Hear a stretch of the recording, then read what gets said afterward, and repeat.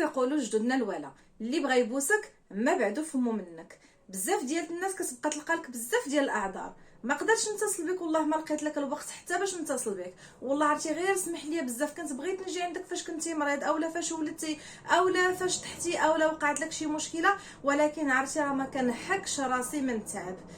كاين بعض الناس اللي ممكن تقطع البحور غير باش تمشي وتفوج، ولكن ملي كتكون انت عندك واحد المناسبه باش يجي بارطاجيها معك ويقتسمها معك ويفرح معك، كيلقى لك بزاف ديال الاعذار ويقول لك والله غير سمح لي عرفتي مع الوليدات راه ما قدرتش، اولا عرفتي سمح لي راني ما قديتش نجي لعندك. كون متاكد ان هذا الشخص هذا عمرك ما كنتي من الاولويات ديالو، عمرك ما غادي تكون من الاولويات ديالو، وخصوصا يقول لك عرفتي حتى باش نهز التليفون ما تلقاش ليك الوقت. كون بغاك وكون كان كيبغيك وقلبوا عليك كان غادي يلقى لك الوقت. هادشي علاش هاد الناس هادو عمرك ما تحطهم حتى انت من الاولويات ديالك. كما كنقولوا اللي بغى يبوسك ما بعدو فمو منك.